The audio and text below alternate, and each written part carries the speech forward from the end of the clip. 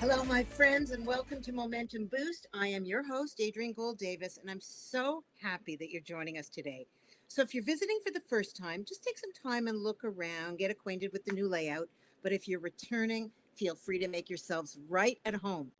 Now, if you're having any technical problems, just click that little hand icon on the lower right side chat box and choose the relevant icon that you need.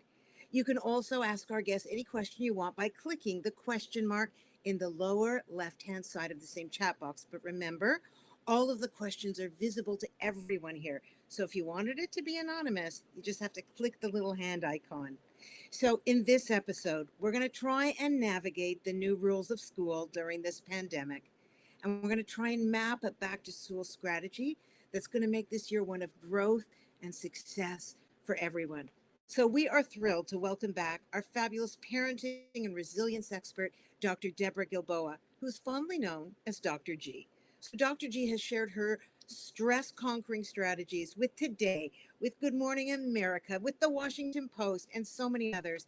Her message is straightforward and it's essential. Essentially, she says, do stress better, be resilient. Welcome, Dr. G. Thank you so much, Adrienne. I'm really glad to join you. I'm so glad you're here. Okay, can I just ask you right off the bat what everyone is secretly thinking? Is the 2021 school year a complete write-off? Is it ruined? Like, seriously? It's not ruined. Come on. So this is a place that Judaism really sets us up for success.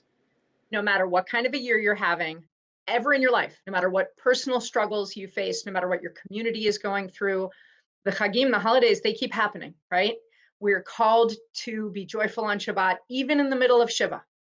So that's a time that we're reminded, like, even if everything is upside down and sideways and feels impossible in its heaviness, there are times of lightness. There are Okay. times when we're supposed to relax. Okay, I know that that's true. I mean, clearly, I know that that's true. And let me ask you again, is the 1920 or 2020, 2021 school year ruined, or is It's it not? absolutely not. So Not it's a different. savage. It's not going to look like whatever normal meant. It's not going to look like, so one of my sons is going into eighth grade this year. What Yeah. I pictured for his eighth grade year for years, he's been at a Jewish day school that's pre-K to 8. What I pictured for this year, it's not going to look like that.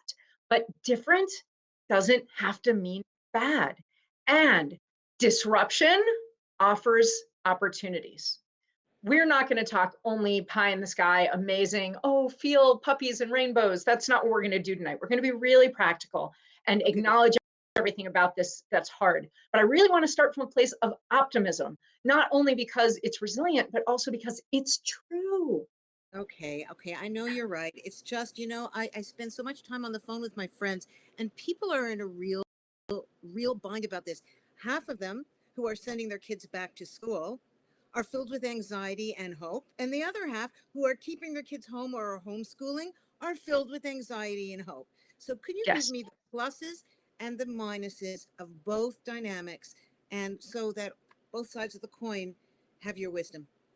First, I want to acknowledge that most people don't have the privilege of choice in this way, right? What do you So mean? Why? I mean that most people have to do either what their school district says and their government says they have to do, Got it. or they don't have the ability to change it up entirely, to think entirely outside the box and utilize either, a pod situation where they have another family that they're very close to and they trust and they can take turns, or that that there's an adult or a supervising adult who can be safely at home during the You're, day, you're right. right? So, for people who can choose for themselves, I want to just start off by saying you are an expert in your children, your Mhm. family, and your community. I'm not. So, if you've decided, hey, what's best for us is this, I bet you're right. But I want to remind you that whatever feels like it's the best thing right now, you don't have to set it in stone. Nothing this year in terms of logistics or structure is set in stone. And although that is one of the hardest things about it, it's also the biggest opportunity. We get to model for our kids that we ask the experts what we know right now, and Uh, we learn, and then we pick something that seems like the best decision given the circumstances. And then we try it and we observe it. We see, was this the right thing? We evaluate it and we adapt. And that Uh-huh. process, right, of asking and learning and trying something and evaluating it and adapting, that's a lifelong series of steps that we go through about so many things Oh my goodness, you are every time. so right. You are so right. I mean, I remember when I was little, if you paid for piano lessons or swimming lessons, you went even if you hated it. You finished everything you started Forever. forever and a day. Exactly. Okay, so the people who have the ability, the privilege, however you want to stress it, to have an option where they can homeschool their kids or do something else, what are the potential downfalls and what are the benefits? And then we'll do the same for those who are sending their kids back, the stressors and the So benefits. the biggest benefit to having kids at home is that you have more control over their physical environment and their exposures. So if you have a family member, especially someone who lives in your home who's medically high risk, then Hmm. I hope very much that you have the option to keep your kids' exposures and your own exposures really limited, Okay. because this virus hasn't, it hasn't loosened its grip on our society.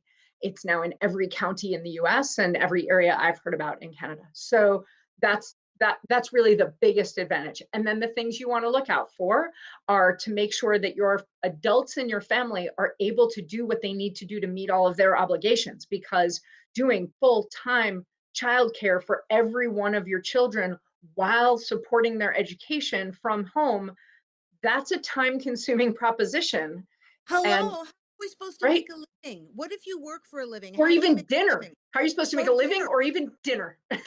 Right. Oh, I've and got it. so I actually have a suggestion for that, if we can kind of tangent to that. And this is true really for, I think, every family right now.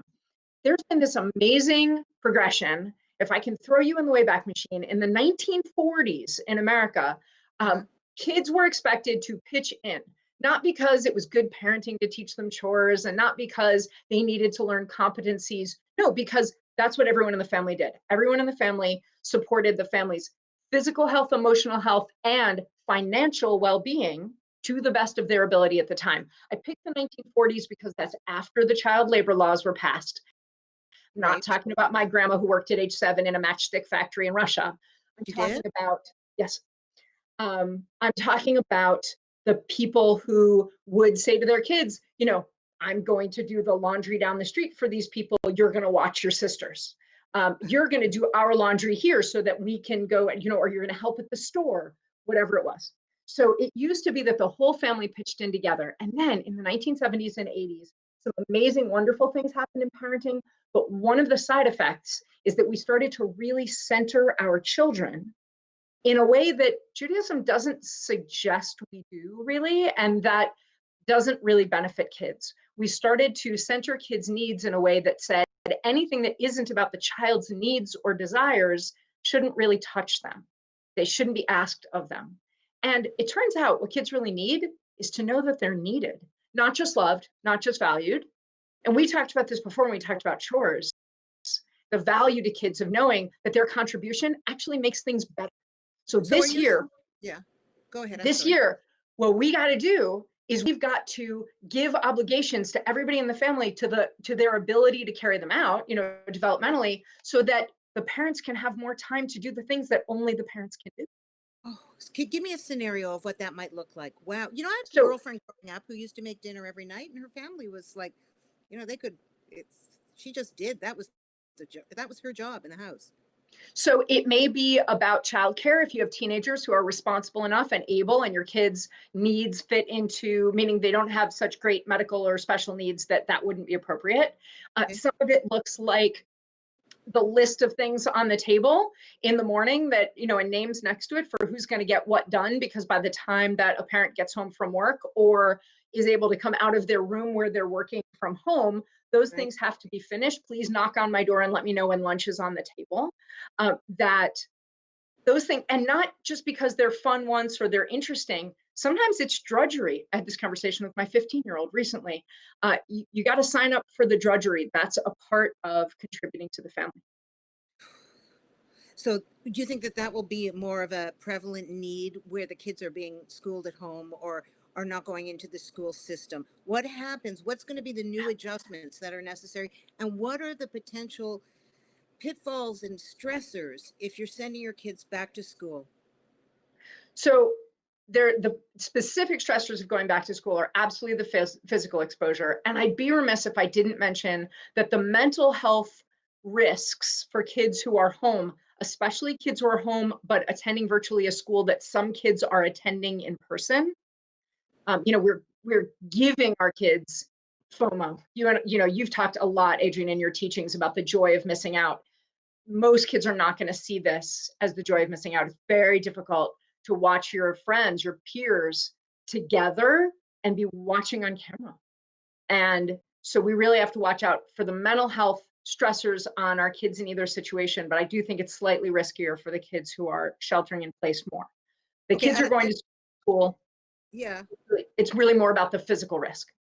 Okay, I just have to jump on that for a moment. I mean, I've experienced tremendous FOMO just knowing as an adult that I couldn't go to a party where everyone was at.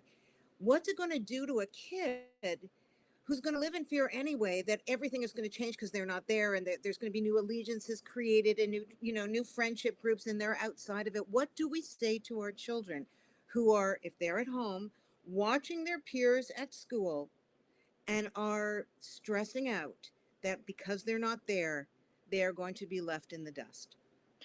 Well, actually, watching it on camera is probably easier than what you did, because in your imagination, there were glittery rainbows coming from the amazing friend love that was happening when you weren't there. If you had been watching that party on camera, you'd have seen that, like, oh yeah, those two people are getting along, but that person looks bored and that person looks lonely, and ooh, that person is mean.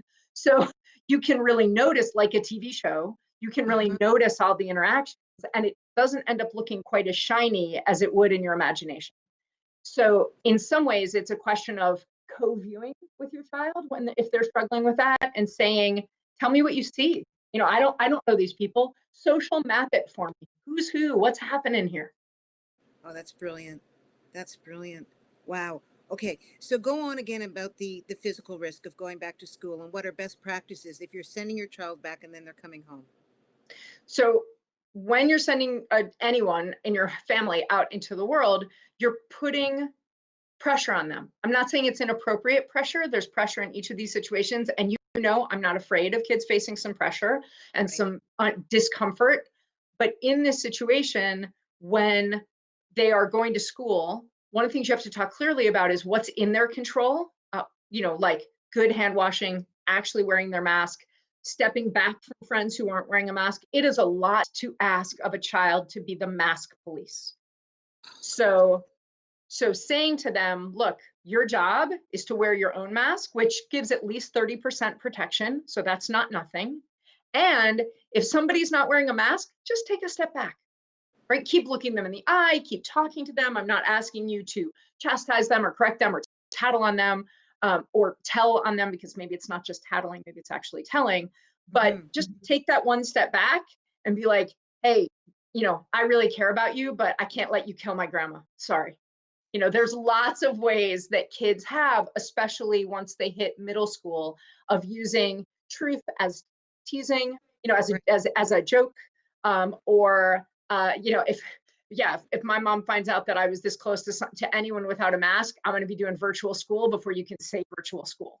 Whatever it is, let your kids throw you under the bus. That's Ah, always a good parenting technique, oh, it right? truly is. Truly Blame is. me. Yeah. So that's two. I love you and I want to talk to you, but I don't want you to kill my grandmother. And my mother would kill me if she saw me right now. Those are two fine, what I like to call tip of the tongue responses. Do you think it would make sense to sit down with your kids who are going to school and give them an arsenal of lines to shut down or move away from situations that they know to be dangerous? And even better than giving it to them, ask them. Say, okay, I'm your buddy that you're hanging out with now, or you're in a chavruta with, or that you're science partners with, and I take off my mask. What are you going to say? Yes. Yes. You're so So smart. giving them a chance to come up with it. And then if they say nothing, you say, okay, I totally get that. It takes so much koach, so much internal strength to say something or even do something that shows any kind of judgment, any kind of scolding in any way. But this is a life or death thing. And the stakes feel higher to you of making that person uncomfortable. But I promise you, the stakes are actually higher of not doing anything. So, what Wow. could you say? That's such good advice. This sounds tangential, but it really isn't, Deb.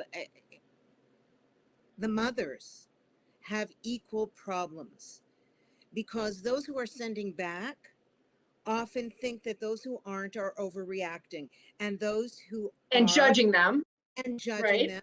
And so And there's the a opposite. there's a lot of that going on, Yeah. amongst the parents where the decisions are different. So there is a growth curve, I think, here for both the parents and the children to figure out how to navigate people who are doing things differently than they are. When I work with medical students, I remind them all the time when they're meeting people, speaking to people, judging people, because in the medical field, we judge how sick someone is, or if they can understand the instructions we want to give them, or if they're able to do things. And I say, remember, you don't even know what you don't know about that family.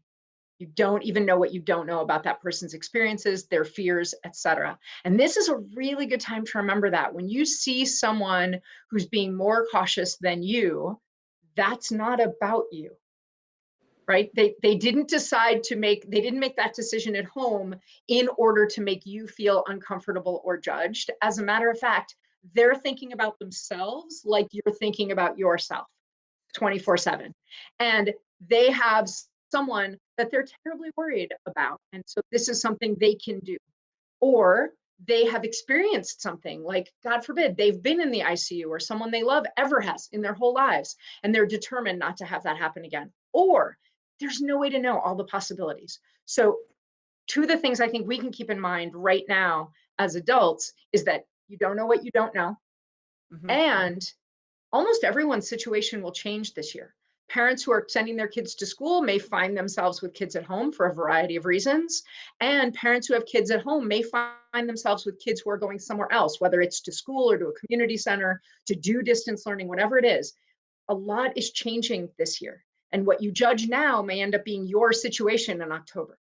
So, really, and you might be leaning on that parent to say, how did you make this work? Or how did you navigate that conversation? Because now I need to have it. It's so interesting. If resilience is built, like we talk about falling 7 times and getting up, the righteous person, um, there's going to be a lot of up and down and up and down and up and down this year. So I would imagine that as parents, we're going to have to model the flexibility and resilience that our children are going to gain from. How do you suggest we keep our kids calm amidst the instability when we know that children thrive in stability? So there's two things that I think we can really do. One is please don't worry about your child's feelings. We've What? talked about this before. Your child's feelings are theirs.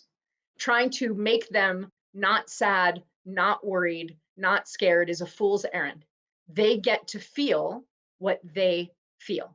We don't make rules about feelings. Judaism, unlike most religions, doesn't make rules about our feelings. It makes rules about our behavior.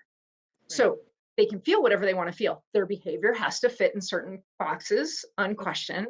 Okay. But so when you say calm, you might mean to keep them from flipping out and disrupting. Great. Yes, we got to do that as parents. But if what you mean is to make them not be bothered by it, I think they might have to be unconscious to Yeah, not be right. bothered by it. And I don't want you to make your kids unconscious. I'm a mandated reporter.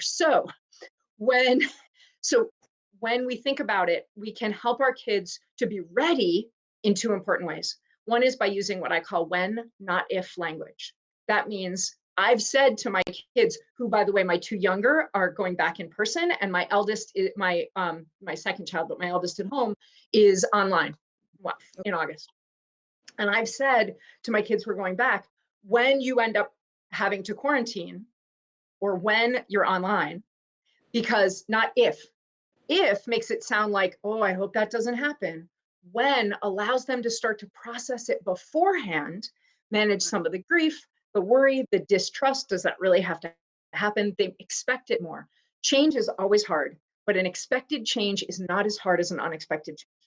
You're so right. You're so right. But that doesn't mean pre catastrophizing. What if you No. have a child who is a catastrophizer anyway, can you expect an enhanced level of anxiety because of going back to school? I think that when school stopped, there was a little bit of uncertainty there, but, there was a lot of relief as well, except for us, but for them. But now, it's gone on too long. It's not funny anymore. And if things are going to change potentially, even when mom and dad made the decision, I'm going back to school, and now suddenly I'm back quarantining, or vice versa. So using that language, like we're going to try this, or we're going to uh, start this way, or the next thing we're going to see how it goes is this. Using more temporary language can help kids. And the other thing that can help kids, because you nailed it, Adrienne, you said kids do better with structure. So routine, we're not going to get a lot of this year. Routine meaning doing the same thing at the same time in the same place. We're not going to get as much of that this year as especially our preschoolers and elementary schoolers would like. But what we can have is structure. So if you are in the habit before your child heads off to their school day back before February of 2020, if you were in the habit of putting both hands on their shoulders, kissing them on top of the head, saying have a great day, or like I say to my children, remember who you are and whose you are. So whatever it is that your tradition is, do it, whether they're in school virtually or in person. Do it every morning. Keep those anchor moments the same. Create some anchor moments this year that don't change based on where they are. Lots of things will change based on where they are. But if they are a kid who packs a lunch I love every this. day, Yeah. pack a lunch. Wow. Give them moments, structure, a ladder to build on where the basic structure can stay the same day to day for your kids who value that. You're going to have some kids who are like, yeah, please don't pack my lunch. It feels ridiculous when I'm in our own kitchen. But if there will be kids who are like, okay, it's time to pack my lunch. That feels good. That's every day, no matter what else happens. Yeah, this is going to require modeling of a kind of resiliency that most of us have not had to prepare ourselves for. As parents, and what about children who are going back and forth between two households? How do we manage that kind of upheaval? I mean, I have a friend who moved back in with her ex-husband during quarantine so that the kids would all be together. Kol hakavod. Yeah, When when everything is about negotiation and communication, resilience is kids feel better with structure and routine and knowing that things will be exactly the same. But since life isn't like that, it's okay that they start to develop some strategies for managing when things aren't like that. We can yeah, meet them halfway. We can hopefully talk to our co-parent. Whether we live with them or we don't, we should be talking to our co-parent and saying, hey, we are experts in this kid and their personality is this.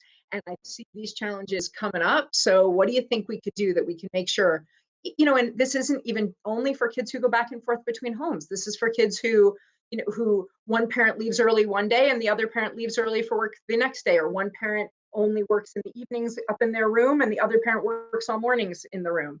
So making sure that there are those touchstones and those anchor moments, and including your child. If your child is 6 or older and right. developmentally neurotypical, include them in the conversation. Say, when things are uncertain, what are some things that help you feel more grounded, more stable? Wow. So when my kids are finished, doing the dishes, making the dinner, or vacuuming, whatever their chore is, and after they've done Mhm. it, is there any way we can help them have some semblance of a social life just for their own sakes? Absolutely. Absolutely. So I think this is a really important conversation to have with your kids. You know how it seems like friends are even more important in middle school and high school than they were before that, or they are for us now? That's because they are. The oxytocin, the chemical that you get when you see someone who's really important to you, someone with whom you feel totally accepted, that rush that you get of chemical of good feeling, well, they get more of that and they're more sensitive to it, which means they're also more sensitive to the lack of it. Sure. Friendships actually are more chemically important for kids this age. So we have to talk to our kids and say, okay, the goal, it's like designing your own game, your own shoots and ladders game or something. The Okay. goal is that feeling. The rules, some of them are set by school, like my kids who are going back to school, they're not going to be able to have lunch with their whole grade. They have lunch in their classroom with their small cohort. They can't have recess with their whole grade. They're going to be limited, right? So the rules are set, some by your school or by your government, definitely some by your parents. And those are the rules. The players you pick, within limits. The child gets to pick who the players are and the activities that they do to get them. So within the rules, can you send that friend music you love and they send you music they love that you listen to? Can you have, and my sons did this because my sons missed camp a ton this summer. They had a virtual sleepover one night. Laptops, they built a blanket fort and they had laptops on Zoom and their friends in their home in another state with a blanket fort and laptops. And they all fell asleep way too late at night and the laughter was magical. Oh, So within the rules, how can you get to the goal? How can you get that feeling? And such, they're going to be more creative than we are because they're so motivated. and we should let them. We should let them. We should encourage them. Within the rules. Yeah, Within you the set rules. the rules, but within the rules, you should absolutely encourage them to be creative because that oxytocin, that will help them feel calm. Oxytocin is the chemical that helps you feel, I'm okay. And that's one of the feelings that you were hoping to encourage in kids. Me too. Deb, I'm thinking that you and I should have a Zoom sleepover one of these nights because you I give would me love up. that. I like it. Okay, there's a question from one of our viewers I'd like to ask. My daughter's high school is closed. She'll be home by herself, sitting at the computer all day alone. Her anxiety about this is bothering her. She's having trouble going to sleep at night. So both of those things make total sense to me. And for your teenagers, the first thing they want from you, the main thing they want from you when they bring you a problem is empathy. In research, 85% of teens say that when they bring a problem to an adult, they only want empathy, not solutions. But I'm going to imagine, Meryl, that maybe she also was looking for some solutions from you. But ask first. We talked about this on a different boost. We did. Ask, are you looking for empathy, advice, or intervention? And if she says, yeah, empathy and some advice would be great, then I would ask her, okay, when you've had other times of sitting in front of the computer by yourself, what has helped? Or how often, think about your logistics, your where, your when, your how. Would it be great if she had a different room in your home that was her school room that she could decorate or set up or put her school supplies in the way she's used to and have a desk if that's possible and get herself like that's her classroom. And between classes, she goes and hangs out in the hallway like she would at school, It's a good or idea. goes up and gets a snack in the kitchen, have lunch in a different place. Planting yourself and growing roots in one spot for people who work from home, for students who are going to school from home, it's not so good. If she could safely in your neighborhood go and take a walk a dog if you have a dog, wave at a neighbor, get a little bit of interaction, FaceTime with a good friend who's somewhere else, she should brainstorm now things that she thinks will help her manage the difficulty that she anticipates. This has been really useful. I think that it's going to be an ongoing conversation. So we're probably going to have more of it when the things come up that we didn't anticipate coming up. But it's a wonderful idea to pre-anticipate and prepare for the inevitable, which is that nothing stays the same except that nothing stays the same. So I'm Nothing. so grateful for you. I'm truly, truly grateful for you. Thank you, Dr. G, for your time and your energy and for sharing your expertise with us. You're just such a pleasure. And I'll call you for the sleepover, I promise.